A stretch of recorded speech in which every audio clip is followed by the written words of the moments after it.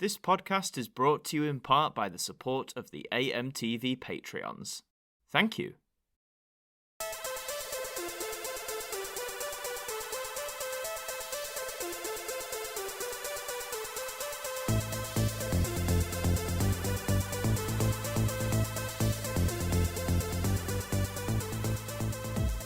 Hello everybody and welcome back to AMTV Radio. This is the podcast where I'm joined by a very special guest each time and we chat about whatever the hell we want to chat about, quite frankly. And for today's guest, I am joined by someone who has been in the WhoTube space for quite a considerable amount of years now. Many people consider them one of the OGs of the WhoTube space. Introducing Matt from the Who Addicts. How you doing, Matt? Thank you very much. Yeah, I feel old now. Thank you. My guess. It's hard doing it because when you do the intro, it's like you want to like emphasize like how long they've been doing it for and the work they've done, but then everyone goes, "Oh, thanks, you just made me feel incredibly ancient." That's exactly how I feel. I mean, thank you very much for having me on, and I guess we are one of the OGs, one of the originals, and one of the oldest kicking about. So it's good to be here. It's good for me to hobble in with my walking stick in one hand, and I've got mine off camera as well, just like waiting to hobble off. But Liv's just had to like gradually just drop me into the chair slowly, in case my back goes out or something. Hey, back problems are very anyone who's under 20, back problems become very real when you're in your 20s. Well, my lower back anyway is a constant pain, so. Yeah, that you've got that to look forward to. So... Yeah, well, to be fair, I have it now. I had my first day back at work in an actual office. Wow. And I've been used to sitting at home in my own chair. And, those first office day sitting chairs, back man. in an office. I got up after 8 hours, and my lower back, I felt like my back just like creak as I stood up. I thought, oh my God. Just creaky. It's either a bad chair or it's age. Oh, man. Probably hopefully bit of both, first. Isn't it? Oh, hopefully the first, but hopefully, but it probably isn't. Probably both. We're facing the reality here, but Yes. I'm sure many of the listeners and viewers watching are aware of yourself and the Who Addicts, but for that possible minutia who might be like, not sure if I've heard of these guys, do you want to give like just a brief rundown of like what the Who Addicts are and what the sort of stuff you do? Yeah, sure. So we are just a prominent Doctor Who YouTube channel.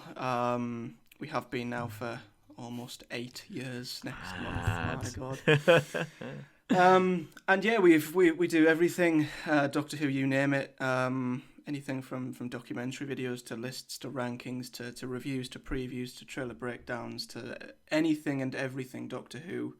Yeah. We will one day cover everything that there is to cover. But anything and everything Doctor Who. Like that is the perfect way to sum us up, yeah. I like it. And what I do with guests who have YouTube channels is, we all started somewhere, so let's go right back. I went right back to the very beginning. My guests, for the audio listeners, all my guests facepalm when I say this. It's a weird trend. To be fair, I do the same with mine. But I noticed it was like you say, so May 2013, and that's the one. The first video, I want to say, was titled, was it Should Matt Smith Leave in 2014? Or it was speculating about when he was going? Yeah. That's the one. Yeah. So was it just, because those first few videos are just, it's not like necessarily you in the camera, it's more like discussion based, isn't it? Was that, what made you want to start it, I suppose? It was the most basic of basic. I mean, we all got to start somewhere. Yeah. And back then, me and James obviously started the channel back then, and we found everywhere we went, basically, we talked about Doctor Who. It was just like on our minds constantly. That was the constant topic of conversation. Yeah. And we'd spend hours talking about stuff, and we'd come up with crazy theories, and we'd be like, "Oh my God, how cool's that theory? How cool's that?" And one of us would have like a controversial opinion on something, and we'd be like, "Oh my God, you can't say that." And we'd have really cool discussions where we'd go against one another with opinions, and we just thought one day, why don't we share this with people? Surely there's a way we could share this with people. And I think back in 2013, I don't think the Who community was brand new. I mean, we sort of looked at Mr. TARDIS and Five Who fans back then as the two I remember, and we just thought, if only we could be like them. And it was literally, and I kid you not, we sat in a room that was no bigger than, well, we didn't, we actually stood up because there wasn't room for 2 chairs. That's how small it was. It was, I dare say, 1 meter by 3 meters. The audio was terrible because of how small it was. It was Windows Movie Maker. Yes. On a micro. Yeah, I'm one of that. That's there. There's another sign of how old we are. Yeah. And it was literally the audio on a Dell 2004 or Windows. No, I don't know what computer it was, but it was click play, yap on for 30 minutes, click stop. Yeah. Basically, just stick it in Windows Movie Maker with the worst title sequence you've ever seen, and off it went. And that's all it was. It was just us talking about Doctor Who for a terribly long time. And was the and it caught on. So I was going to say, so about like the catching on then, was there, so you started in May 2013, where would you say, obviously you've been building over time, of course, like we all do, but like, was there like one moment where you'd say it blew up, or like was when it really started gaining traction, if you like? Yeah, there's 2 points I remember. One was really early on, and one was a little bit later. I think starting in the build-up to the 50th was... it was never... We didn't start because it was the run-up to the 50th, but I think because we did, it just sort of timed perfectly. Yeah. And I think we did loads of videos on the 50th, like leaked pictures. Arguably, some were a bit clickbaity. We've all some done intentionally, it. We've all done some it. not. I remember one video which was the Comic-Con panel. I remember that. You remember the San Diego Comic-Con panel? Yes, yeah. It was just a discussion video on what was said at the panel, but because the thumbnail was the panel, people must have thought that it was a video copy of the panel. Oh no! So that got like a ridiculous number of views, which gained traction and got us some views. As did leaked pictures from a cinema screening, which weren't, but we did a video on. Hey, leaks are coming back, man. In the community, leaks are like the thing at the minute. They are, you know. So you know, leaks are a prominent thing. I saw Crispy put a video up early, which was just titled "Leaks." Yeah. I don't know what that's about. Coming back around, man. Yeah. And I think that might have got us off the ground, but I mean, I remember we had a mad spell before Series 9. Okay. Where we did theory videos that just blew up. I think we did one. We did the annual "Is Omega Coming Back This Year" video. It's like a community tradition now, isn't it? Until it's like we're going to manifest it that it's actually going to happen, you know. But it never does. Never does. Never does. It kind of did. It kind of did in the flashback, and for like a millisecond, like a tiny bit, but. Yeah. And we did a video on that. Who is Maisie Williams' character? Because at that point no one knew who she was. The big one was how did the Master become Missy? Yeah. Which was one of the very few not clickbaity, unintentional clickbaity videos. It was a legitimate theory video which blew up. So they're the 2 times I remember the channel getting that big kick. That took us up a level. I think we got something like 4,000 subscribers in that 2-week period, which was ridiculous. That's absolutely crazy, ridiculous, man. Like, yeah, it's so funny, isn't it? How like seemingly, like I guess to us when we make them, like random videos can just like spark off and like more people. It's so crazy, so crazy. And but one older video I wanted to talk to you about was the. You're like, oh, where God, are you going with this? Which one's he gonna pick? No, because I think I watched it and I was like, well, this would be interesting to talk about. It was the video where you're both watching Peter Capaldi's announcement. Oh God. No. Now, and don't worry, this is not but this is not a dig. I just find it interesting because obviously at the time, back in August 2013, whenever it was.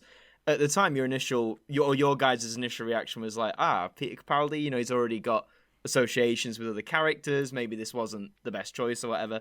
But am I right in saying like now you guys are like, yeah, Peter Capaldi was a pretty damn good choice, or you know, like I just find it interesting, like because let's face it, the internet. If we change our minds on the internet, people are like, nope, can't do that. You're not allowed to change it. You've said it. That's it. So like. Do you get people saying that like, oh, you said this, but now you've changed your mind? Do you know what I mean? Is that? Yeah, people don't forget They don't forget things. But I think they People should be willing remember. to let people change their minds over time, though. Wouldn't you say? Of course, Like, of course, yeah. The amount of misjudgments I think people make and are proved wrong, and I think it's great to be proved wrong with things like this. It's great that you might underestimate something and then it becomes miles better than you remember, and it is unexplainable to why we reacted like that. It's one of the great mysteries that I don't even think the Doctor himself or herself could solve. I mean, I think we both had our hearts set on certain actors, and Okay.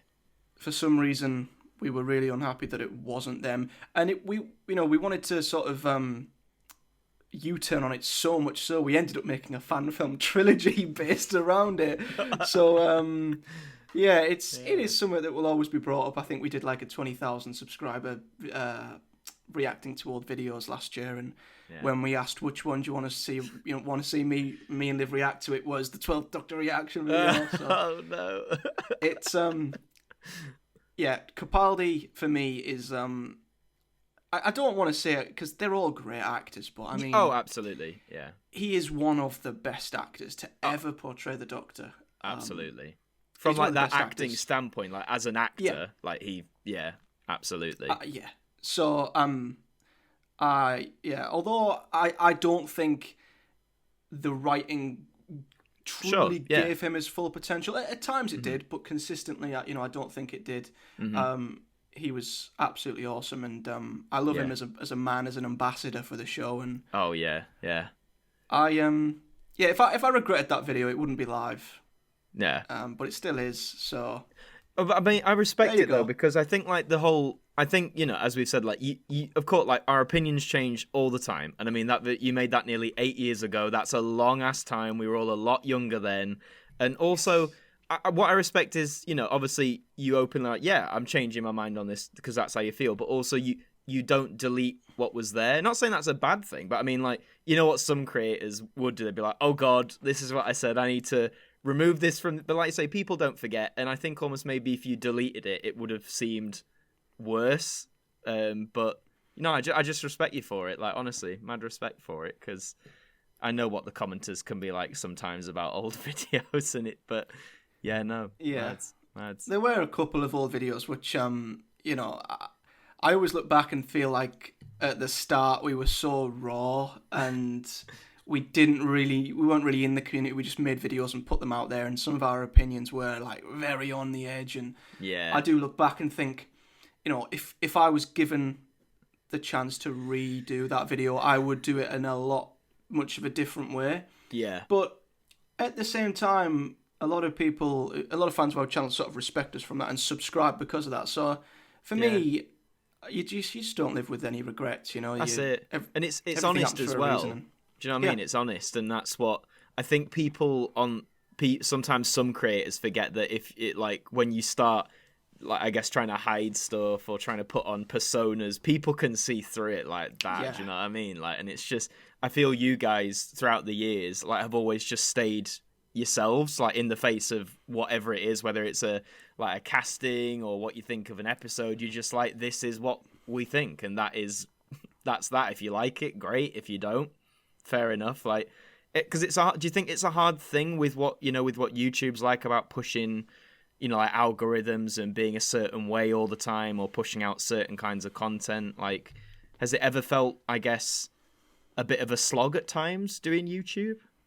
Absolutely, yeah, many times. There are times when sometimes a controversial video does really well because it's controversial, and that's, I guess, sometimes you could make a clickbaity video that seems more controversial than it is, but we've always been genuine to ourselves and our opinions, and I'd rather put out a video that's more about me talking about something and giving my thoughts, rather than like an announcement video on like filming things. Like, I've never done videos on like filming pictures or anything like that, because they're not legitimate, and I feel like that's an easy way to get views. So it's difficult, really. It's a tough one. No, it's for us, it's just about being honest and being genuine, and I think that's why people like us, because they know what we're going to say and what we think is exactly right. We're not trying to like sugarcoat it or dance around it or And if your opinions change, you often give like the justification for why they've changed, rather than it just appearing like you've changed on a dime with no real reason as to why it's changed, you know. So, but some of my favorite videos on the channel is the best worst possible series videos. Like I love like the concept behind it and the style. So I mean, what led you to like make it? What was the idea behind making those? You know, I think I remember reading something on, it might have been Doctor Who TV. Oh, that's going back. Yes, it is, and I think it was I think they did like an article on like going through all the series openers and ranking them basically on which one was the best. And then the next week they went through all the episode 2s and I thought that is such a great idea for a video, but someone will have done that. Someone will have done that already. Yeah. And then I looked on YouTube and I searched and I thought, no one's done that yet. I'm gonna steal this. I'm gonna put my name on this, rubber stamp this. Absolutely. And at the start, I mean, because it was brand new. I mean, you know, now year on year you just update the last one. But I mean, back in the day when I first did it, you know, you did like one video on all the series openers, then it was another video on all the, and before you knew it, if you put the Christmas special on it and then a special episode like an anniversary, you had yourself a 15 video series right there. And because it was new and different, it did really well, and then it sort of withheld for 15 whole videos, and then it just became an annual thing that people looked forward to. And I think it's always cool looking back at the best possible series and think that is that's because it's personal. I don't think anybody would have the same, you know, best possible. There might be one or two people, but I mean the chances of having the same as someone else. Yeah. It's like your own individual perfect marathon, but then at the same time you do the other side of it, and it's like your most hellish marathon. Yeah. And I'd like to think there's people out there who've created their own, and on a day they've thought, let's drink a couple of, you know, go through a couple of crates or whatever and watch our worst possible series and see what happens, or vice versa. I think it's a really fun idea. No, it is, and it's like that. What you're saying there about I guess 2 lists would be the same. It's what's that phrase? It's like your favorite might be someone's worst, and vice versa. Like I know, one of my guilty pleasures in Doctor Who is the Invasion of Time. You know, with like Sontarans on Gallifrey and stuff. Yeah. Not everyone. Most people I chat with go, oh God, the Invasion of Time. Like, yes, I know the sets are a bit ropey. Yes, I know the Vardens look a bit shit. But I think, I don't know, there's just something about, like, it is so shit that I love it. Do you know what I mean? It's one of those, like, it's so daft, but because they all take it so seriously, it's very watchable. Yeah. But I completely agree that, like, I'm definitely in the minority of people who actively will say, yes, I like to watch the Invasion of Time on the regular. But then the one I always get flack for is City of Death is not a bad story.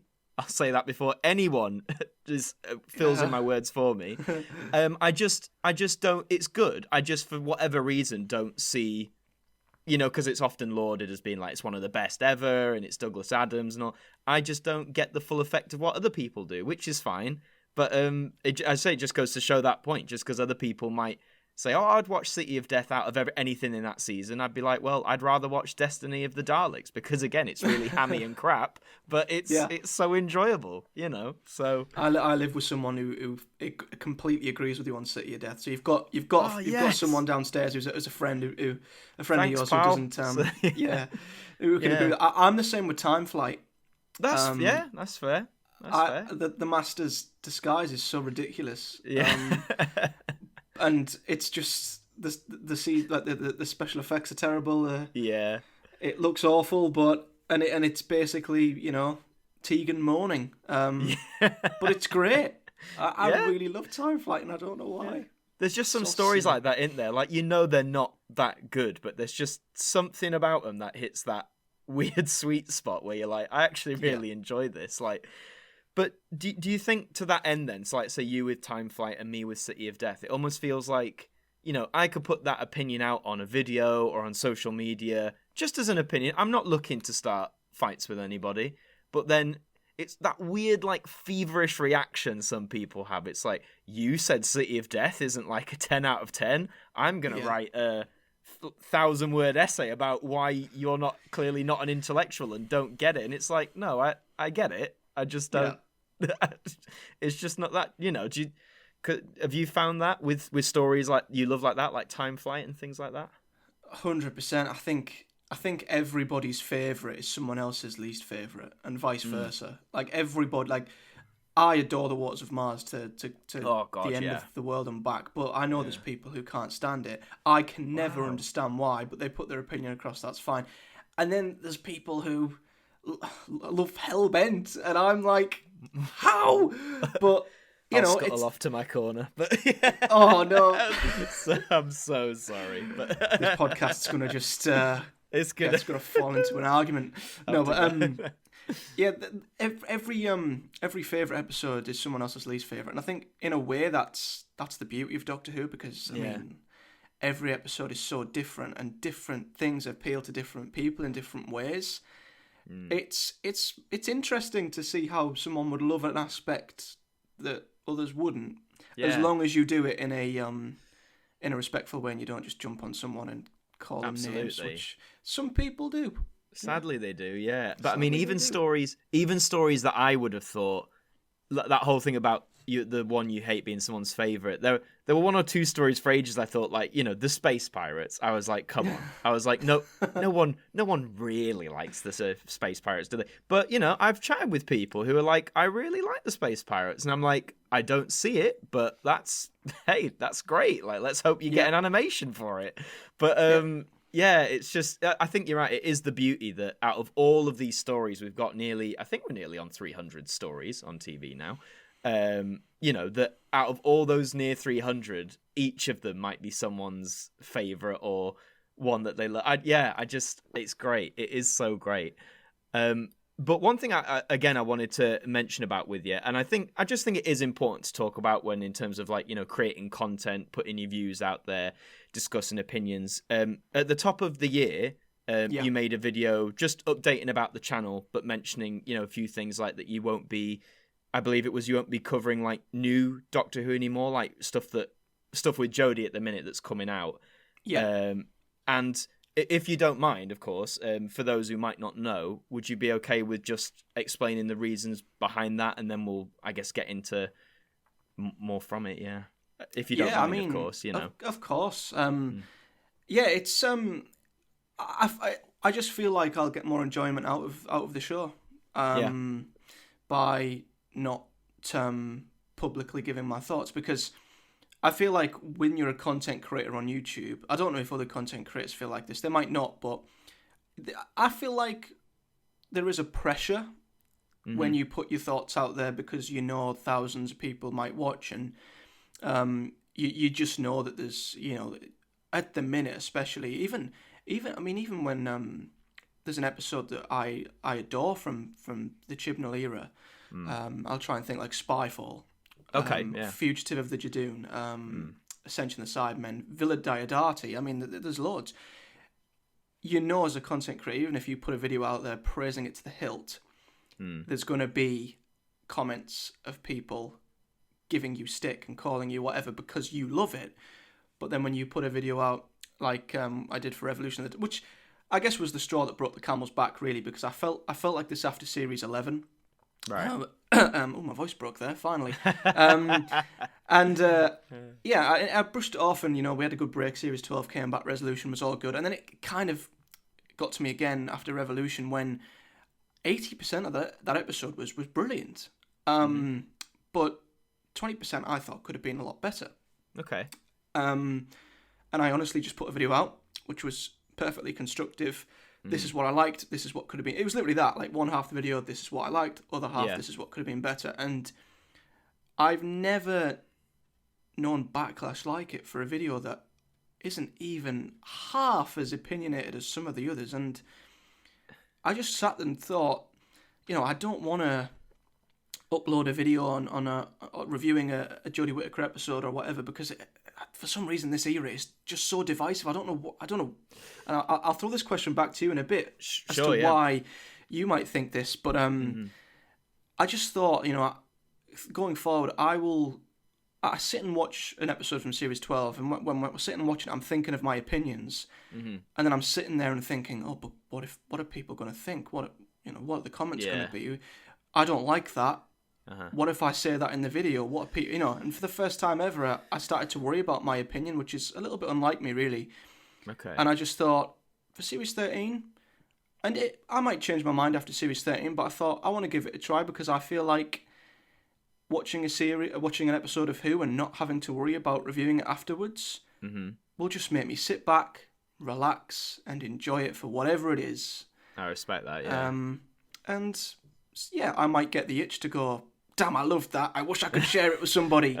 But yeah, I just thought there's just so much pressure. I feel like the pressure's been lifted a little bit because there is I think there's a lot of pressure putting videos out to people regarding this era because it is just, and I'll throw the question back to you. Sure. Can you put your finger on why it is so divisive? Because I was asked this in another video and I can't put my finger on exactly what it is, why it's split the fandom so much. It's so weird, isn't it? Because, I mean, I think initial divisions, and I hate saying it, but sadly it is true, when Jodie was announced, just, the whole thing of her being a woman, there is sadly that corner of fandom that for whatever reason can't comprehend that, even though the whole, Time Lords can change their gender. It's been long established for years, but there was that corner.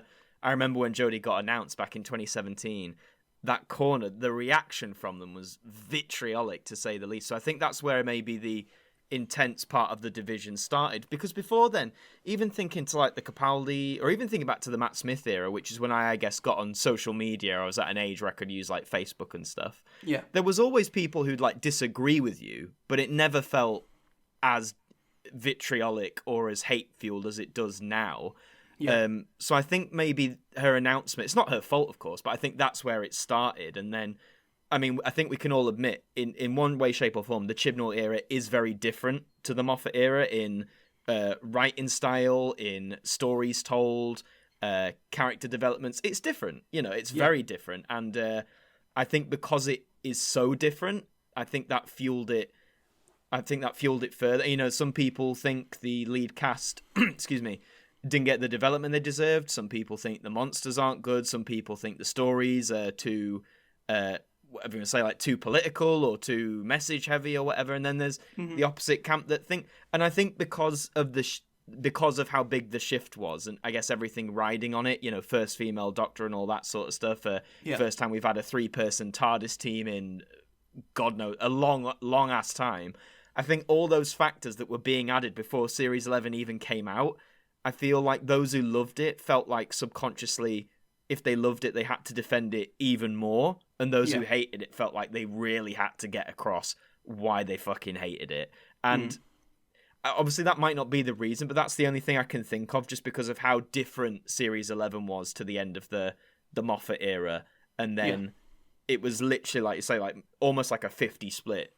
There's not many people, I have chatted with there's not many people I've chatted with who are like on a middle ground with the Chibnall era. People either seem to really love it or they hate it, like with a passion.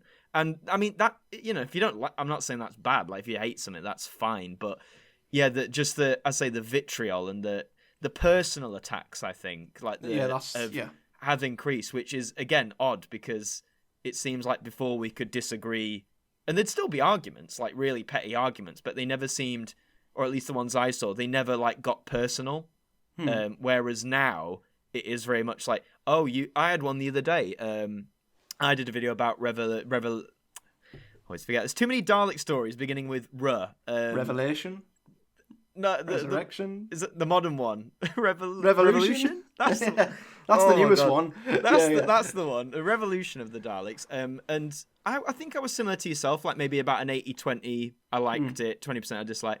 And then I talked about the viewing figures from that one. And I believe that, with all the TV channels now and streaming, that, what was it, like 6.25 million in the current climate all right. is all right. Yeah, it's not brilliant, but it's okay. It's not a failure. Yeah. And someone came in my comments recently being like, if you think this show's good, then you're an indoctrinated lefty. And he finished off with being like, look, I get it.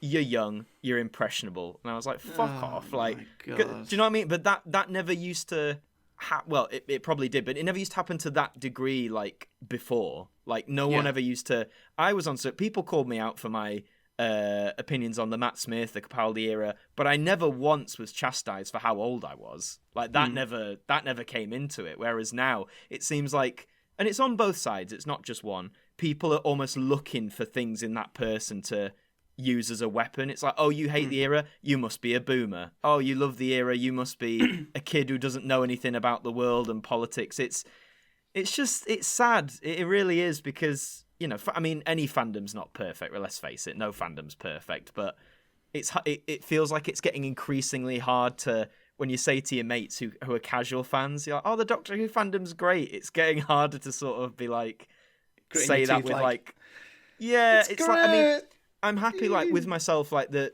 corner of the community I associate with, interact with, like yourself, I'm very happy with. Like, on the whole, they're really nice people. I can have open conversations about episodes that we disagree on. It's fine. But I am aware there is that other corner that is very much there and very much rears its head. And I think part of it is not feeding into it as well, as soon as it gets personal, I think. Yeah. That's just my opinion, if, you know, some people weighed in. But yeah, so again, mad respect to yourself for deciding not to cover New Who, because obviously for content creators as well, it's a big decision for us to make, to not decide not to cover something. Yeah, and I just, you know, I hope going forward you feel like you are able to comment at some point in the future. You know, that'd be good. But no, I'm glad you feel like there's that relief taken off your shoulders, though. Like, that's arguably the most important thing at the minute, right? Just to... That's, I mean, yeah, I mean, at the end of the day, you're a Doctor Who fan first, and you're a content creator second, and you want to enjoy the show. Yeah. And you know, it comes from both sides as well. That's what is sort of crazy. I don't know if it's like you mentioned, it was starting with Jodie's casting, but it feels like, you know, from that moment, it was like a split into two, and you got people who, you know, if you didn't like Jodie you'd even just mention, like, I didn't like her because she wasn't particularly strong enough in that scene, or whatever it was, you know, you're sexist, and you get labelled. That's what it is. You're getting labelled now for having a certain opinion, when, you know, it's an opinion. Everyone's entitled to them, and yeah, for me, it's just, you know, hopefully I can sit back and enjoy it, and it might make me want to do content on the Chibnall. That's what I'm hoping, because I'll be honest, it was getting like, I watched that episode, I was sort of 70-30, 60-40, and now I'm going to have to do a video on it, and you put it out, and you know, even Twitter is a big one. I mean, you know, you write a tweet after the episode, and, you know, it's, if you include something you don't like, your finger's hovering over the tweet button going, I'm dreading this, I'm dreading it. And then you put it out, and you're like, I can't look. And don't get me wrong, I mean, it is, you know, 90% of the fandom is respectful and fine, and you can have a good discussion. And like, I agree with you. It's about cornering yourself with the right people, blocking out the channels and the accounts that are just, you know, spreading either ultra negative crap, or even the ones that are ultra pro crap. You know, you do get absolutely the other side of the fandom, which slits the life out of you for liking it too much and hating it too much. So I think I agree with you. It's about just following the right people, speaking to the right people, and hopefully that will put you in a dome of happiness. Happiness. That's what we all want, isn't it? A dome of happiness. Yeah. A dome of happiness. No, absolutely. And I think, like you said, toxicity does flow both ways. It's not exclusive to one or the other. And I think what I've learned as well, because I used to be very, like, if I saw a tweet that was like aimed at me or provoked me in some way, I'd feel very emotionally charged to respond. Whereas for me, I'm not saying it's for everyone, for me, in the long run, that wasn't the best for my mental health. So now I do my best to just sort of say, let's have a think, and is this the right thing to react to? And if I don't comment, I'm not doing myself a disservice, you know. And I think that's what some people do. You know, they lead with their emotions without really. And I think that's where a lot of the personal stuff comes in, because you might say something to someone like, "Oh, you don't know what you're talking about," but how you don't know that? You don't know them. They might know exactly what they're talking about. It just adds fuel to the fire, doesn't it? And it's yeah, it goes crazy. But let's go to the Dome of Happiness. Let's go to the Dome of Happiness. And surround ourselves with the Dome of surround Happiness. ourselves. Yes. I'd love to know how you got into the show yourself, because we all have different journeys and when we came into this weird and wacky program. So how did you get into Doctor Who? I'll be honest, it's probably one of the most generic stories ever. Nothing really special out of the blue. It was Rose. It was Series 1. It was 2005. As I think the majority of our generation would probably say is true to most, especially people in the UK at least, when it was quite popular when it come back. And I've always had a story in my head, and I don't know if it's one that's like Chinese whispers. It's just changed over time. The more I've sort of believed it was true, but from what I remember, it was my mum who basically, from what I remember anyway, she basically the show come back and she loved it as a kid, and she just basically said, watch this, you might like it. Yeah. And I can't remember a thing after that, but it must have been good. It must have been amazing, because as we established, I'm old. So thinking back to 2005 is a long old time ago. No, I feel that. But yeah, as a 9-year-old, at the time, that was how I just got advised to watch it by my mum, and I must have really enjoyed it because from all I remember, I've loved it ever since. Yeah, you're right. I mean, a lot of us did come in that way, and my story is scarily very similar. It was my dad who was like, I watched this as a kid, think you'll like it. I was 9, like yourself, so there you go, same age, but so I'm old as well. We're in the old club. We're the old club. And I do vaguely remember bits of watching Rose at the time. I remember like the climax with, the Nestine, and the ending where she's like, oh, did I mention it also travels in time, and she runs in, and you've got a better memory than me, I can tell you that. I can't remember a flipping thing. Series 1 was such like a blissful, when I think back on it, from what I remember, it was such like a blissful time. And it's weird to think, I don't know if you thought this or you might have got told beforehand, but until David Tennant appeared, somehow those 13 weeks, I didn't know there were other Doctors beforehand. So I was like mad how in my time as being a fan for 13 weeks, I thought Christopher Eccleston was the only Doctor Who. And then when David Tennant appeared, I was like, who's this? I was like, what's going on? Which is, hilarious now. But, it's... And then my dad's like, oh no, there were other actors. I was like, other actors? And then that started off that journey. But yeah, it was just 30 plus years before this, He's like back in my day, but it's crazy. Do you know what I mean? Thinking back to watching Series 1 for the first time, and like the talk in the playground, because it was everywhere. Everyone's like, oh, did you see Doctor Who and what's going to happen next week? And it's just, it's mad to think back on, like how quick it became a thing, Yeah, I'd do anything to sit back in my 9-year-old shoes for them 13 weeks to experience it all over again. I mean, my memory is shocking, and I just think I would have watched it every single week, and I can't remember a thing from it. And I just thought, imagine going back to seeing my 9-year-old self react to the Dalek for the first time, or knowing who the Master was and seeing that return in Utopia and being like, oh, because at the time I don't think I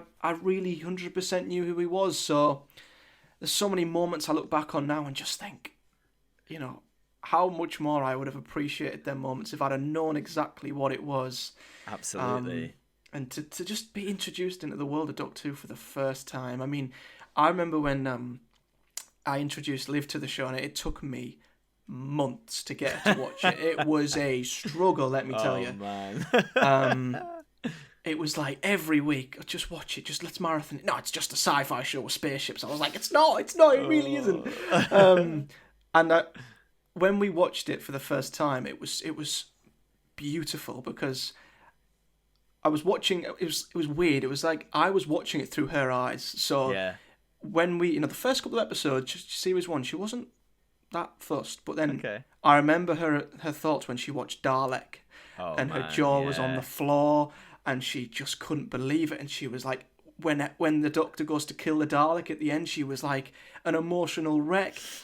And just going through that whole era, I knew what was coming, but seeing her react to it sort of took me back to as close as I could have been to me, as I would have reacted. So seeing seeing another fan or sort of watching it through their eyes react to Who for the first time was That's it, man. unbelievable. And I was sat back and I was just loving every second of it.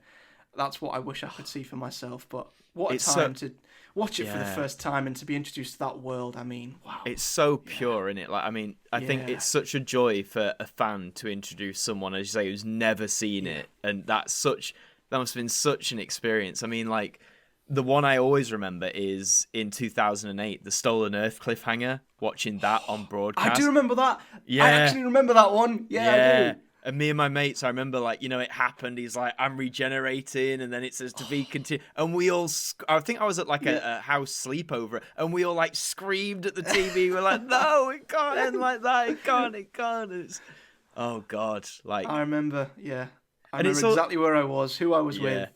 Clear as day. It's mad, isn't it? And it's always, I think there's a sadness to it as well, because moments like that, you know, that are deliberately more impactful the very first time you see it, it's almost sad in a way. You know, you watch it now and it's still a great moment, but you're like, oh man, I'll never get that raw reaction again. I guess even like now with like the Fugitive Doctor or Captain Jack returning, like we'll never have that same like yes moment as we did watching it. But we can live it to other people. It's a once-in-a-lifetime thing, isn't it? It's... Honestly, yeah. Did you ever used to, if you missed a week, God forbid, did you ever... Because we didn't have digital recorders in the RTD. We were quite far behind. So I recorded episodes still on VHS. And I've still got, for some reason, I was going through like a cupboard and we had some old blank tapes. And I was sticking them in. And one of them, I've got the transmitted version of Blink still on a VHS tape, which is so weird, like watching a RTD in a really like fuzzy picture and it's wobbling a bit. Like, did you ever have to like resort to such measures? Or I would like to hope not. It was like religious. I mean, it was you couldn't be a second behind the rest of the country. You had to be there. I mean, I don't remember when like iPlayer was introduced and stuff, but there must have been in the early days like you either watch it or you miss it, and you have to see it on a repeat. So I mean, it was like religious. I mean, if the thought of the rest of the country watching it and you've missed out, even if you're like a minute behind or 2 minutes, you think, what happened in that 2 minutes? Yeah, I feel that. The worst feeling in the world. It was like being like a kid being left behind on a school trip or something, or being the only one not invited to a party. It's like, it was the worst feeling ever. Oh God, it still is, even now. Like, even worse with social media now. You know, the fact that you go on and you might the episode. Actually, I will say that I've never touched wood. I've never had a Doctor episode spoiled, even if I missed it on broadcast yet. So I've been quite lucky there. Have you ever had one spoiled for you? I don't think so. Nothing. I don't remember anything major being spoiled. Little bits might have, but nothing major, thankfully. Touch wood. Touch wood. That never forward. Yeah, absolutely. Yeah, and I'd be curious to ask you this, because we've established we're the same age, and I've always thought Doctor Who can like fluctuate sometimes with your enjoyment depending on your age sometimes, because when the Matt Smith era started, we would have been like 13, 14. And as we all know, the teens are a funny old time in, in life. And I found, and I still sort of feel it today, at the time, I didn't connect as much with the Matt Smith era stories, like as a whole. I still watched every week, and a lot of them I still found fun, but I didn't like have that connection like I did with a lot of the RTD era stories. But then when Capaldi came along, being at 18, and obviously that first season, for me it correlated with going to uni, which is obviously a big moment. But Capaldi's first season's a little bit darker, a bit more, I'd argue, mature in places, and it felt more aligned to me at that point in my life, if that makes sense, and I enjoyed it a lot more. So, do you think that might have something to, like? How did you find the Matt Smith era in your teens? I mean, I can almost completely agree with you, to be honest. What I will admit is I was such a big Tennant fanboy. Okay. Back in the day. I still kind of am now. I was in denial about Matt being the Doctor for a while. Okay. I sort of... And I mean, I'd have been 14, so you can forgive me, but I was sort of like he's a bit, I just didn't want to accept that David was gone and he was like an intruder, and I just wasn't for his Doctor at all to begin with. Obviously, gradually, I sort of came to enjoy him. I don't know if I ever truly like fell out of love with the show throughout Matt's era, but what I can definitely agree with was when Capaldi rocked up. And from what we were getting with, and I remember it because the channel was about at this point, the marketing, the trailers, even the costume, even what was said, like 100% Rebel Time Lord was a quote that sticks in my head. And to this day, I remember just thinking, he's the perfect Doctor for me, for my age. This is just exactly what I want. And I think that's probably part of the reason as to why when Series 9 came out, I just didn't enjoy it at all, because I felt like, apart from the live reaction to his announcement, which we've mentioned and we will not mention again. Once we got to see who his Doctor was and what he looked like and what he'd be like, I was like, this is the era for me. And I thought, if this guy delivers, he could be my favourite. And I thought Series 8 was great, and as it's duds, but I thought the Doctor was fantastic.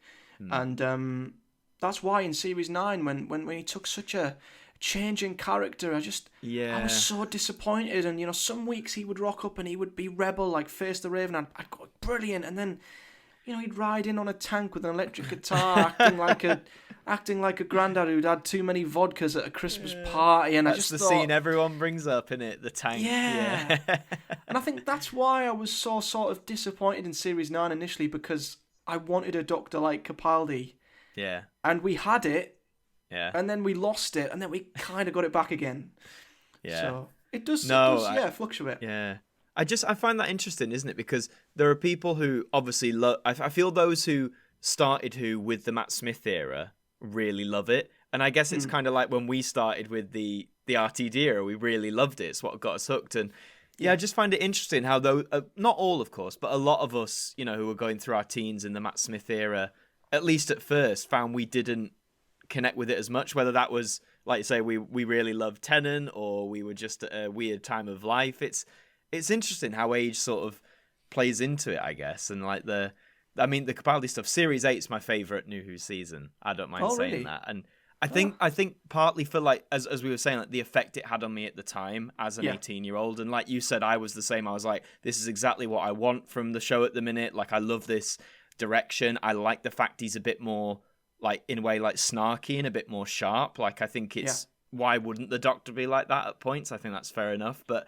And the whole Series 9 thing, like, I enjoy most of Series 9, although I think I've said this before, like, I think the shift in tone, I think, was too vast too soon. Yeah. Like, because where he's at in Series 10 and, like, that whole arc there and the conclusion, I think is great. But it's perfect, yeah, exactly. And I just think Series 9 should have been, like, a middle ground. Because, there doesn't seem that much difference between, in places like Series 9 Capaldi and Series 10 Capaldi. It feels like once we start with Series 9, it's like, right, that's it. Like, that's you now, which is it's a shame, It is a shame. Yeah. But I think sentiment comes into it a lot as well. I mean, a lot of people have their favourite Doctor, and a lot of people's favourite is just because it was their Doctor growing up. Yeah, absolutely. And that's why, Tennant is a stereotypical favourite Doctor, but that's because the majority of this generation grew up with him. And, there's loads of people who have Matt and Peter, and that's great, but just because of how Doctor Who is very much split into eras and Doctors, and, how each couple of decades or whatever is different, there is always going to be an era that you think back to. And I think that's where a lot of... when people say this is my favourite episode, my favourite Doctor, my favourite companion, a lot of that is just because of sentiment. And that's why Ten and Donna, for instance, is my favourite Doctor and companion. What a pairing. That, 2008 for me, I mean, I was what? This is when my maths comes into play. We'd be about like 12, would we? Like 11, 12, maybe? Yeah. Something like that. So that was like, for me, when Doctor Who was at its most magical, and I was still young enough to love it for really what it was. And I think there's just, sentiment means a lot with Doctor Who, and there's people who have Tom as their favourite Doctor, or John Pertwee, and absolutely the modern Doctors could do anything. They could be absolutely mind-blowing, but they will never take over as that person's favourite. I think sentiment plays a big part. Absolutely. By the way, how good was just going back to the 12th Doctor, that scene in Deep Breath where when he introduces himself to Clara and he walks down and there's the eerie music and he's like, I'm 2,000 years old, I've made many mistakes, and my jaw was like, honestly, yeah. This guy! Oh my God! Just there's so many moments. Like I think Deep Breath, in my opinion, is one of, if not the best, like, introductory story for a Doctor, purely because of how different it is in a way, and like how different this Doctor is. And I like how Clara, of course, is used to Matt Smith. I love how taken aback she is by it all. Yeah. That this in many ways is not the same man she met, and I really feel that's what they sometimes don't get with regeneration, because they say, regeneration it is like becoming a new person, like obviously having some of the same traits, but becoming what was it Tennant says, like, the end of time, it's like, oh, I become like this, me dies and a new man or woman goes sauntering away. That's the one. And I feel sometimes it's no discredit to the actors, I think sometimes it's the writing, like that transition isn't as realized as effectively as it could be, whereas with Smith to Capaldi it was there, like, you know what I mean? They were like, this man is not the same, very much not the same person, and obviously he has the same morals, like he'll do right and stuff, but in terms of his like personality, this ain't. And I love the line when he's like, Clara, I'm not your boyfriend, and she's like, oh, I never said you were. It's like, it's not you I was saying it to. I was like, yes, that's what we like. Romance in Doctor, I think's fine. It's if when it works, But I think by the end of the the end of like the Smith era, I don't know. I feel like Moffat was like teasing, because like Clara has that line in Time of the Doctor about like fancying him. And I was like, no. I was like, don't do it. Like, don't do it. So I feel I liked how he just sort of made like that clean break of being like, no, we're not doing this. Because I think for a modern era, Doctor Who can work just as well without that intrinsic romance between Doctor and companion. I mean, do you feel in a way people were a bit spoiled by that with what got started in the RTD era, with Rose, and then that's what people maybe expect to some degree? I think so. I mean, there was the sort of, I think I remember at one point people thought in the Matt Smith era that the Doctor was just going to keep getting younger and younger. And that, there was this running gag that every companion he meets, he kisses. I mean, even Donna, RTD still sandwiched in a, it was not romantic. It was comedic. No. It was good. But there was this running gag that, the Doctor has to kiss the companion. I mean, if you go back into the classics and you imagine saying that to a classic fan, they'd be disgusted by it. Yeah. So I think just to take a step back and remind people that this character can be not just this young, handsome, dashing. Not that Capaldi isn't handsome and dashing. He's a gorgeous human being. He is. Yeah. But you know what I mean by like this young, dashing hero. That was a bomb dropped in Deep Breath. I mean, the whole episode is phenomenal. I mean, did he push the half-faced man and the look? I love that moment. Yeah. When he when he just like sort of, he's looking down and he looks left to the camera. Yeah. And it just fades out. I remember just being like, and then I'll never forget that scene when Clara walks into TARDIS and he just slowly walks down the step and he's got his suit on, and he sort of like opens it up and he's like, what do you think? And I'm just like, I love you. So like, I loved him. That was how like you get the Doctor like that. Absolutely. And I think it showed how the beauty of the show is, even though you can completely change the character 180, and yet they can still feel like the Doctor straight away. It's weird. Like you can flip a character on its head, and yet they still just are the Doctor. And that moment for me in Deep Breath was like, he's been on screen an hour and he is the flippant Doctor down to the eyebrows. That is the feeling. Yeah. Like by the end, there's no doubt. Like Matt Smith for me, like I think it took me until the end of series 5, honestly, before I was truly like, okay, like you are the Doctor. It took me some time as well. Yeah. Capaldi was just like, yep, that's it. Yep, here you go. There's the keys. You're good. Let's go. Like, wow. Yeah. And I mean, personally, I like Jodie as well. Like, I like her interpretation of the. I love sort of her like unbridled joy about everything. Especially when I think how at the end of Capaldi's life, like before Twice Upon a Time starts, it's really sad to say, but like he was ready to die. Do you know what I mean? It's that weird thing of like he's ready to just call it. And I guess when you remind yourself that, it's like, fuck, like that's heavy. Like our hero for all these years has been like, that's it. Like I'm done. And then obviously the events happen and he changes his mind. But I love from that bleakness how Jodie carries that sort of rejuvenated joy about life and about the things she does. And some people say it's a bit too much, which is fair enough. But I love how enthusiastic she is. But I do hope in Series 13, we got a little bit in Series 12, we have a bit more of those moments of, it sounds generic, being like darkness or a bit more of the flip side to her. I suppose I'd love to, because I think Jodie could smash it. I mean, as an actress, I mean, her work in things like Broadchurch and other projects, like she's great. She can do it. So I hope that they give her that sort of chance to let loose a little bit, like in Diodati. I'm sure you know when they're in the cellar and she sort of goes off about how she's like at the top of the pyramid because she has to be or whatever. Like that, I was like, yes. I was like, this is brilliant. Like, this is fantastic. And I just hope we get more of it. I mean, would you be hoping for something similar in Series 13? Absolutely. I mean, for me, I think there's moments definitely where I see it. For me, it was the scene in... it's weird. It was Spyfall Part 2, and it was just that moment when she opens the TARDIS door and she just sees Gallifrey. Oh, yeah. And it cuts back to her eye, like a close-up of her face and her eyes when she sees it. And it was just... It's weird. It's like they're a young set of eyes, but for that moment, they are like 3,000 years old, and you can see the emotion and the Time Lord within. Yeah. Well, it's not technically a Time Lord. Let's not talk about that. But for me, I think... The issue for me is I don't think her Doctor's as layered as the others. So I feel like there's one side to her Doctor and that's it. And you get, tidbits of other sides, but here and there. I think I forget, like, in Series 5, Matt's Doctor was nowhere near as bouncy and as bumbly as he was in his later series. I mean, there's scenes like in The Beast Below, when he's kicking off about the whale, and he was doing it in the Angel two-parter as well, and you forget how many layers to his character his Doctor had, and same for Capaldi. And I just feel like Jodie's Doctor is still just too one-dimensional for me. She's still just, you know what you're going to get. She's just too bouncy, a bit too predictable, and the dialogue is just too sort of... She talks too much, and it's just... Sometimes I'd like her to just... Sometimes I'd like her to just be a bit more short, straight to the point, and just to shock you in a way. It's just so you sort of stand back and go, whoa, I didn't expect that.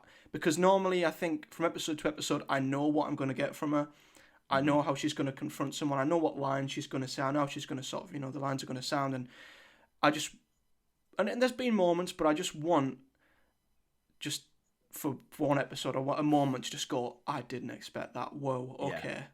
You've got my attention now, sort of thing. But that's why I was hoping that something could have happened to it. And as much as it was refreshing and different for Ryan and Graham to leave in the way they did, which was just to walk, I was hoping that something could happen that could just trigger something different, you see it in the classic, with how McCoy's Doctor gradually got that little bit darker, and you see it quite a lot. Not for her characters to do a little 180, but just some development. She's been around for 2 series now, and I don't feel like there's been too much difference or too much development from The Woman Who Fell to Earth, and I was hoping that something could happen that could just trigger something, a different side of it that makes me go, oh, okay, we're going to see this in Series 13. So I'm hoping... Yeah, I hear that, because I think a lot of people...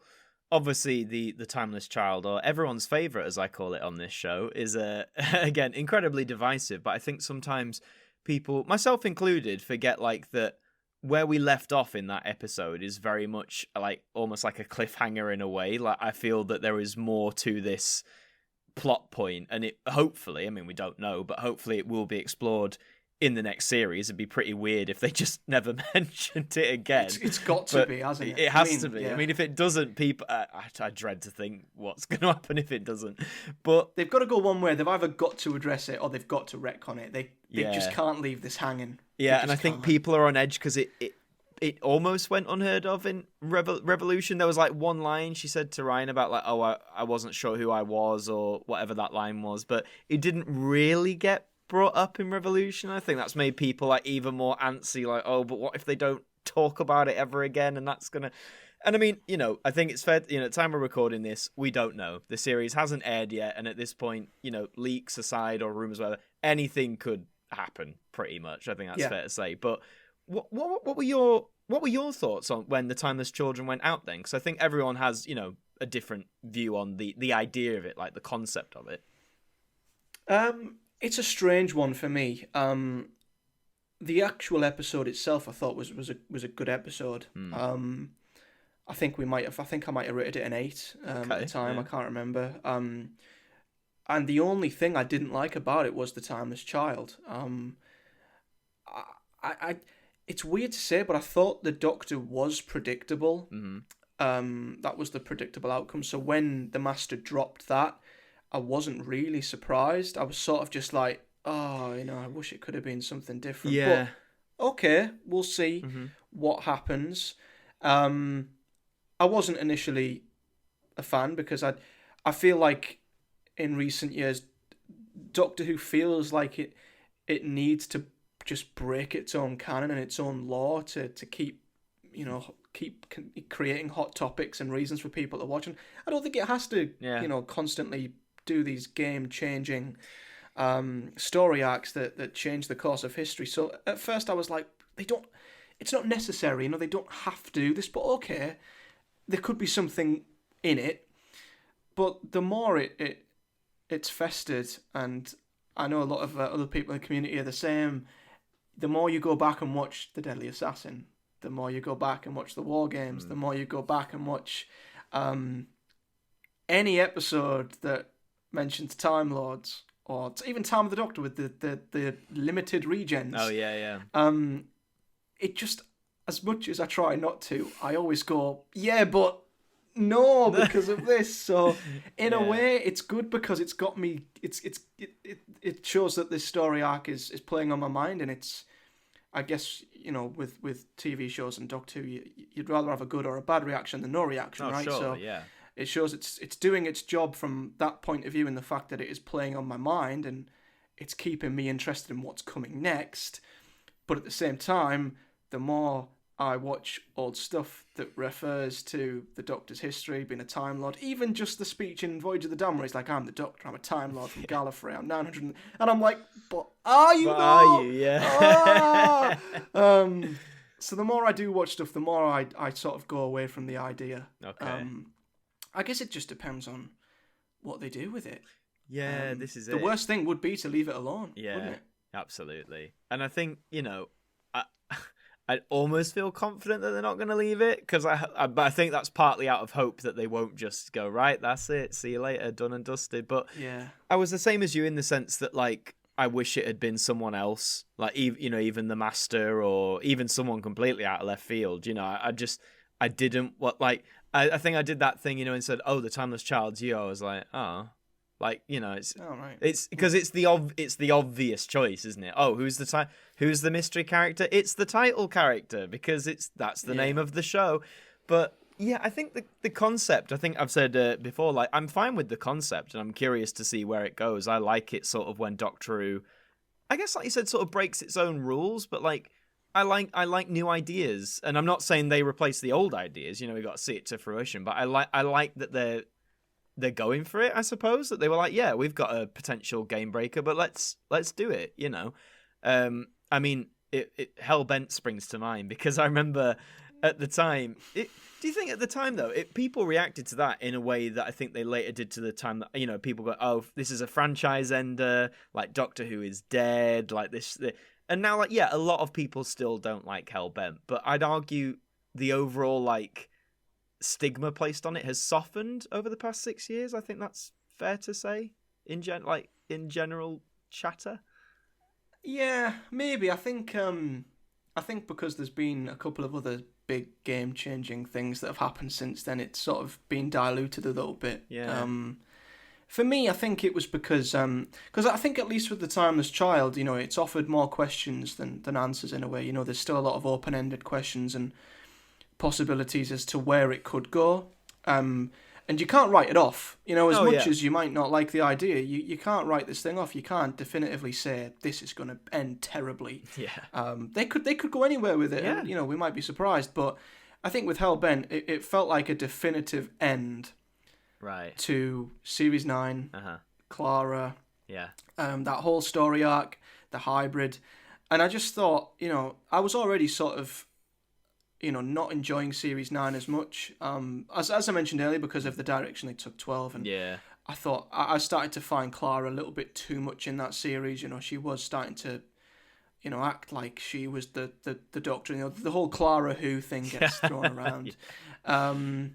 And yeah, it's just everything. I didn't love too much stuff from Series 9, but I feel like the stuff I did love was just scrumpled up and thrown in the bin. Okay. With that finale, so Face the Raven was a highlight for me, and Clara was never one of my favourite companions because just of her character and how many times she sort of almost left and didn't. And I always thought going into Face the Raven, or just going into Series 9, there is never going to be a departure for Clara that is going to make me cry. Like, she has left so many times. It's like The Boy Who Cried Wolf. When she does leave, I'm not going to believe it. But Face the Raven, I was in pieces. I thought, a character that I'm not that behind. What a great ending. Fair play Sarah Dollard, fair play Steve. You have rescued this character for me. You've given incredible, and just the darkness that 12 shown in that final couple of scenes. When he turns around to me and he's like, the universe is a very small place when I'm angry with you. And I thought, this is great. Yeah. Where's he going to go next? And then you get Heaven Sent, which is one of the best pieces of Doctor Who ever. Absolutely. And I just thought, this is all culminating into this finale, which I remember the first time I read the synopsis, we were on the bus, the 6.5-hour bus journey back from the Doctor Who festival. Oh, man. And I remember I read the synopsis, and it was the Doctor will stand up against the Time Lords on Gallifrey, and I thought, this, we've had Face the Raven. Yeah. Heaven Sent, and now we're going to Gallifrey, and the Doctor's he's already like pissed off, and he's going to face the Time Lords. And even the first 20 minutes of Hellbent, I thought, this is absolutely great. And then it's that moment when he shoots someone, which I don't think's the Doctor. I thought that was a step too far, just shooting somebody. And just bringing Clara back and making her the centre of the episode, for me, just undermined everything that Face the Raven did for me. And then the fact that they sort of brushed off Gallifrey, brushed off Rassilon, brushed off the whole thing, that also made Heaven Sent feel like, this big mental, physical struggle the Doctor went through was brushed off. And the hybrid, we never really got an answer to it. So I just felt like everything that I'd loved and took out of them previous episodes just was scrumpled up, and it reverted back to, it's about Clara again. Yeah. No, I hear you. It's like, I really didn't like it. That's fair enough. I still don't like it very much. That's fair, man. I don't it has flaws. I'm not saying like Hellbent's perfect by any stretch of the imagination, and the Dana TARDIS. And that is the bit I like. I am fine with like everything that is like, if you were like, what would you cut, edit? I'd be like, I'm fine with everything that's in there apart from the diner. Yeah. Like, I just think on the first thing you mentioned about the whole bringing Clara back in and the shooting thing, I thought the Doctor in this moment is in like clearly a blind moment. He's going against Time Lords. He's in like this blind moment of rage, anger, and especially when the General says, if you do this, you're basically going to fuck up time. And then also fear. And I thought, great, this is like the Doctor in like, what is the Doctor like when he, the phrase like when he sees red? Like, what is that like? Yeah. And if there was no dialogue, if he was like panicking, he picked up a gun, he fired, I think it would have, in my opinion, worked out better. But I think what lets it down is when he holds the gun and says, what regeneration? Then it seems like it's too calculated. And then it's like, you thought, am I going to shoot this guy? Oh yeah, he's got a few regenerations left. Bang. That's what I think. I think if it was a pure moment of blind rage and then he's regretful about it, I think then it could have worked in retrospect. But well, for me anyway. And Clara, I agree. The Face the Raven ending, like on broadcast, that got me, man. Like that shit's heavy. And yeah, Sarah Dollard. I didn't expect it to as well. I was like, yeah, she's gonna go great. But at the end of that episode, I was like, oh, Jesus Christ! I was like, oh my God. It just hits, man. It just hits. And then it's like heaven sent as well. And even though like Clara pops up in it, it's a beautiful way that she does the sort of mental image. Just perfect. I mean, the way Capaldi says when he's in the TARDIS on like the project, what is it when he says? Like, no matter what I do, you still won't be there. That hits. He sits like, down and he's so upset. I'm like, Peter, no. But I was fine. I remember on broadcast the idea of bringing her back for this story. I was like, okay. I was like, okay, fine, like sure. But I think a lot of people say as well. I would have loved it if at the very end you can do the whole forgetting thing, have everything still there. But then when the Doctor forgets. I thought, how heartbreaking would it be if she left him, like by his TARDIS, and then he wakes up and is like, "What's going on?" But she's gone back to the moment to let herself die, but he has no idea that she's done that. I thought that could be if you mirrored that in a certain way, like keep cutting the shots between the two perspectives. I think that could be heartbreaking. You round it off then from Face the Raven, so it would then give Face the Raven the credibility, I guess, that it still means something. Because now when I go back and watch Face the Raven, I know what's coming, and I'm like, well, but she's not dead. She's not going to die. She Same with Heaven Sent. He's running around this beautiful castle to get to Gallifrey, and I'm like, yeah, but it's all about Clara. And, for me, I think it's just because at that point I was like, she's finally gotten an ending I didn't expect to have been so emotionally attached to, and I thought, brilliant, this is great. I think it's because he killed another Time Lord just to save Clara. It brings back the whole, well, why didn't he do that for Adric? Sure. Why? Yeah. And there's always, it's like, did Clara really mean that? And it was the whole, like, at that point, for me, I thought Clara was a bit too sort of overpowered. Is that the word? I don't know. I've heard people say like ingrained in the Doctor's life, like everything in like Listen and everything else, like the whole timeline thing, and it's exactly. I thought that was just a step too far. Like Clara's. Does she mean that much to him more than any other companion? And she'd already had so many false dawns where she should have maybe gone and she didn't. And I thought they've nailed this. Like the Series 8 finale when they're in the cafe and she walks. Like if that was her ending, that would be lovely. Like that would be so. Even Last Christmas, when they mirror the with her pulling the cracker and that would have how they mirrored how the time of the Doctor. This time he has to help her. Oh yeah. Yeah, they just. I mean, she just wouldn't go away. I mean. Yeah, it's a funny one, isn't it? I just feel Moffat had that tendency where if he had characters, he'd do like, characters are going to die, but not really. Like, he did it with Bill as well. Like, Billy... Because, again, the setup to that in what, like, Bill dying is like, whoa. Like, shit. And the way Cyber Bill in The Doctor Falls sacrificed herself, you think, holy shit, this is a big ending. And then, the whole, but don't worry, because Heather's here, and now Bill's an immortal...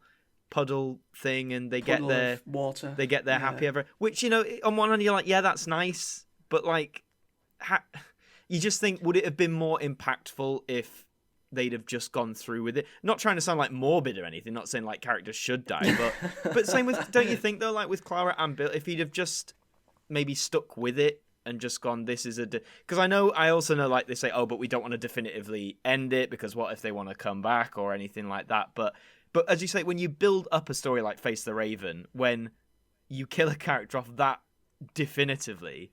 That emotionally. I mean, it literally... It pierced her chest. It was like, whoa, this isn't... Yeah, like that should be it. Death, like, Adric's not come back for a reason because he's dead. So, it's not like... It's not like, as you say, it's not like he died and then the Doctor was like, but I'll get him and take him to a different universe where he can live happily ever after, and the death doesn't really... I mean, the Time Lords were kicking about back then. He could have easily just went back to Gallifrey and went, hey, can you help me out, Yeah. It's a funny old program, this, isn't it? It's the same with Amy and Rory. I mean, that ending was unbelievably emotional in Angels Take Manhattan, but just because he added that little bit on the end that, but they go back and live happily ever after in the 1920s. It then adds the extra layer of, but the Doctor could go back. No, he can't. He can't ever go to New York ever again. Yeah, but surely he could just travel to, I don't know, let me think somewhere. I don't know, my American geography is not too great. I don't know. He can travel up north to Connecticut and they can meet up there. No. Can't do that, Why doesn't he just go to New York 10 years later then? No. If he'd have just killed off Amy and Rory, screw the gravestone, they're just gone. Yeah. We don't know where, we don't know when, they've gone. They've hugged together, even because the whole Rory turning his back and looking at a random gravestone that's 10 feet behind him is already weird enough, right? But the way that they jumped off of the building, sometimes I wish that they could have left it as, did the paradox work? Did they survive? Did they not? There's no gravestone, it's just an unknown. Yeah. And we don't know. Rather than, they live happily, because it just brings up plot holes, like Clara's in a CGI Diner TARDIS and eventually will go back to that moment, and Bill's now a puddle of water, and the Doctor can't go back to New York for some reason. It's just weird. I mean, I almost feel Moffat, I was going to say in some cases Chibnall, but I think it's more Moffat, almost seemed like the idea of death, it was almost like they were never too sure on it. When I think Russell T said it better. I watched a Old Doctor Who Confidential recently. For anyone who doesn't know, there's a YouTube channel that has the full versions, because for years you could only watch like the cut down versions that were like 15 minutes. Yeah, if you just type in, for anyone listening, DW Confidential on YouTube, there is a channel called that I think has uploaded the first 3 series of Confidential. So, like the full 30-minute version. I know, man. I only just found out. Where have I been? Everyone's saying this. Like this channel, I think it's new. Like it's popped up in like the last 2 months, and it's like, it's insane. But I watched one with Russell, and he put it best. Like Doctor Who, like death is a key part of it. Again, not in a morbid way, but like people do die. And I think there's 2 moments in specifically the part in the Ways that I think are incredibly powerful and justified. One of them is Linda Moss. Poor Linda with a Y. Again, like he doesn't go back and save her.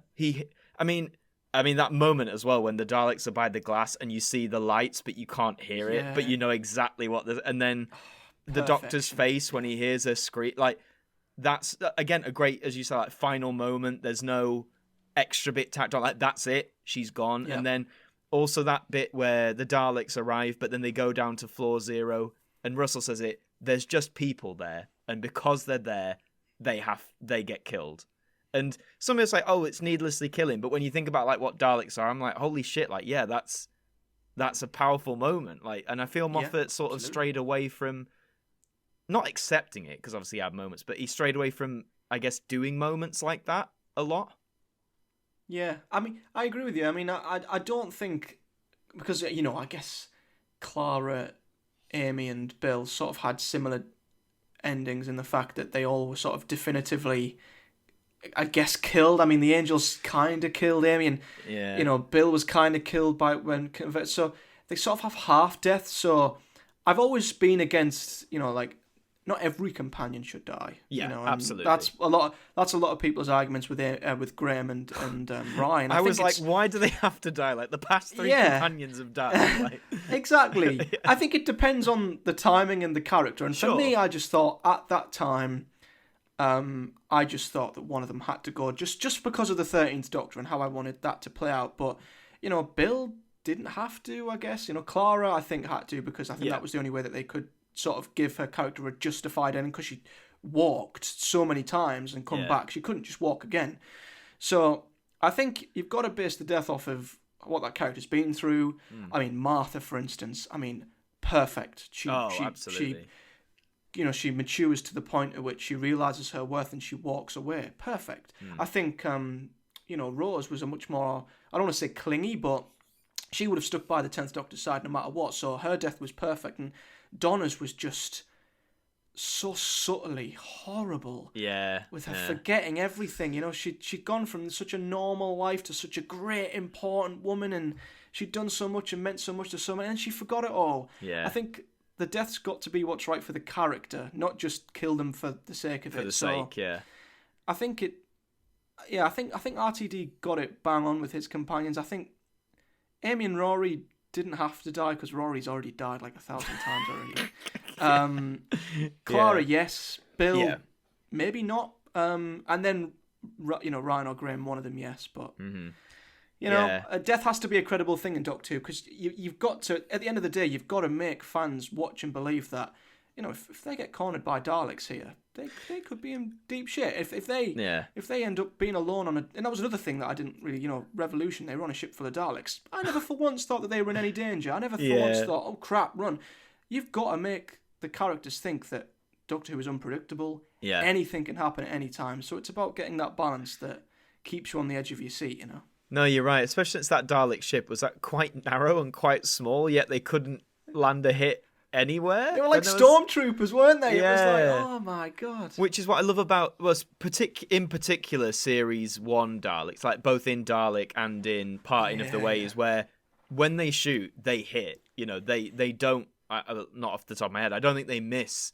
Like all of Henry Van Statten's people dead. Yeah. All the people. It's like in Resolution. Yeah. When that Dalek is turning and just. Oh my god! When he faces the that was just that was great. And you're right. It's a fight like with the Cyber. Well, any monster really. If you want these to believe they're a threat, I think they have to show how they are a threat. Like I said the other day, Rise of the Cybermen, Age of Steel, which in my view is the best Cybermen story we've had of the modern era, in my opinion, because you believe they're a threat. They're killing people. You can't.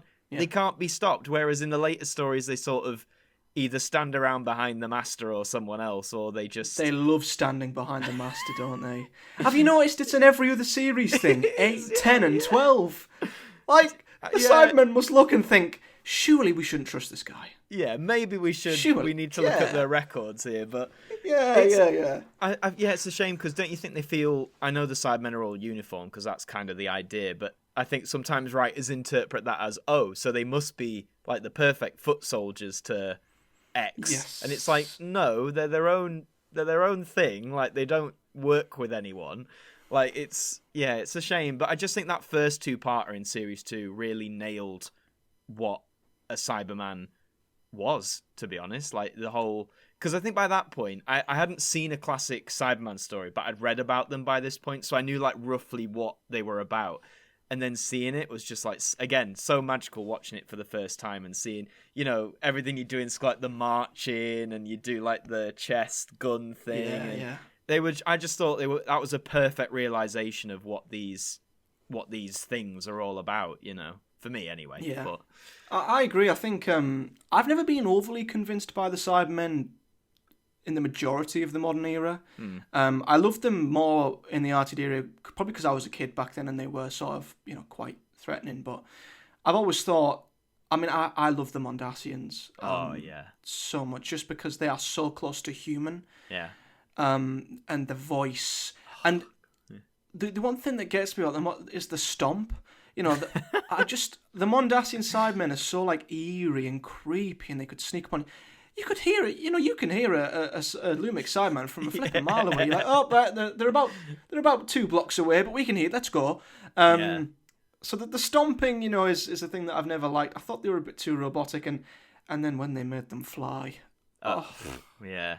Nightmare in Silver, just the whole... I'm sure the constant upgrade sounded great on paper, but then, seeing it, it's like, this doesn't really work. Like, it just something not right. Yeah, like the whole slow-mo cyber running or whatever, and it's just like, well... Yeah. it's... And it also has that line... for me are perfect. It also has that line... They made the Mondasian stomp as well, like... Yeah. Why did they make the Mondasian stomp? You're right, though. Like, I remember when I went through Classic, who being genuinely jumpy at some moment, in like the classic black and white Cyberman stuff where the camera will be on a character and they'll turn around and just scream, and then it cuts to a Cyberman, like genuinely, like as a kid watching it, you're like, holy shit, like you never knew these guys were approaching because they were silent. Yeah, so I don't know why they made the Mondasian stomp. It was a little bit bizarre, but I'll quickly defend the stomp in some cases though, because I love the moment when they've all in Age of Steel when they all split up and Ricky and Mickey meet up between that fence. Ricky's got to climb it, and I love that because of the stomp for him, like it's just getting ever closer and he's trapped, and I feel like Yeah, I get it from a distance. You'd be like, oh, they're all the way over there. But I feel it works best when they're like trapping characters, because you just hear this sound get louder and louder, and there's like and it was no speeding way out. up, wasn't it? It was getting quicker. Yeah. And I love that moment where it's just when I don't want to say I love that moment when he dies, but like that moment afterwards when Mickey's staring at them and it's just like complete silence and they're just no like emotion. Staring at him through I don't know what it is. It's just it's like really chilling, and I love that Murray Gold just sort of went, we don't need music here. Like we're just gonna let that sit. Yeah. I mean, my favorite moment. I'll stop gushing about the Cybermen in a minute, I promise. But my favorite moment from it, and it's only about 4 seconds long, is when the Doctor puts the mobile phone in at near the end, and they all start losing their minds. There's that one shot where it's that Cyberman catches itself in a reflection. And it slowly puts his hand up, and you've got David Tennant in the background doing I know it's a meme now, but I'm so sorry. But I think that was like the first time he'd said it. And I don't know what it is, because I think as well the music, it's all that like, it's like dun dun dun dun dun, that Cybermen theme. But then for that, I like your composer. I know, just call me Ben Foster, boys. That's why. But I love for that one moment, those 4 seconds, like the music sort of stops. There's like it's still there, but there's like a halt. It's like they've gone, right, we're going, and wait. It's such a beautiful moment, I think, and you should all go and watch those 4 seconds. But enough gushing about the Cybermen. I guess to round things off, one thing I'd love to ask you is what's next for the Who Addicts? Have you got anything in mind specifically planned, or are you just sort of doing whatever you feel like comes to mind? Like what's on the table? It's a strange one, really. Obviously, not covering New Who is a tough one. I don't think there's much I would have probably spoke about anyway, because with this era being so secretive and there's hard. I mean, talking of leaks, there's hardly any legitimate stuff to really talk about. I mean, the trailers are and stuff like that. So it's hard enough as it is making content at the minute. You've got like your viewing figure series. I mean, that's a really good idea. That's something that'll. Yeah. You've got to think of something that will be able to sort of like last. And the story series is one that has done really well. I've enjoyed making them. They take a lot out of you. I mean, writing and rehearsing, researching and scripting and recording and editing. I mean, it takes a good week to 2 weeks. Man. And that's when you're fully motivated to properly put the time in. So. That's a good series that I think can just keep going, because there's so many things you can do in Doctor Who. It's just finding the time to constantly pump them out. Yeah. And then other than that, it's just any sort of. I've got a couple of videos that I've been thinking of discussing comments that RTD made a couple of months back, which was a video I was going to make back then but never got round to, which is Doctor Who, should it adopt a TV universe? Okay. I've also got a video where I'm going to be talking about what I think the future of Doctor Who should be sort of after the 60th. Where it can go, what it can do. And then I've just been writing down loads of listy videos, so like... Who doesn't love a list? The 5 scariest episodes. I'm trying to think of the list that's on my phone. The 5 times the Doctor lost his shit. And just, you sit there and you think, I've made so many videos, there's nothing else I can possibly cover. Yeah. And then within 5 minutes, you're like, oh yeah, I can do this and this and this. So it's just... Yeah. It's just finding it, isn't it? Yeah, just Doctor Who, full stop, yeah. Just talk about anything. Stick it in a list, stick it in a review, stick it in a documentary. Just Doctor Who, yeah. Love that, man. Love that. And just for anyone who might be listening because, there's people coming into the space all the time, wanting to make content either about Doctor Who or anything, I suppose. And having done it for as long as you have, I'm sure you've picked up many tips and tricks or useful ideas. What, I guess, sort of advice or tips would you give to someone who might be listening who either wants to start making like Who content or maybe already is, and what would you pass on? Make the content you enjoy. Make content based off of your own personal thoughts, and put your personality across. Like you said earlier, when people upload videos and stuff, and they're giving an opinion or they're talking about something, you just know it's not. You can sort of see it's not quite what they do think, or you can tell when people are sort. So for me, I'd say just be yourself, be genuine, put your personality across, and then you know that people who subscribe to you, and people who watch you and stuff and support you like you for you. They don't like you for your opinions, because I mean, if someone likes you for your opinions, then you'll start feeling obliged to. Yeah. If you do videos loving absolutely everything, then you're going to get subscribers who subscribe because you love everything.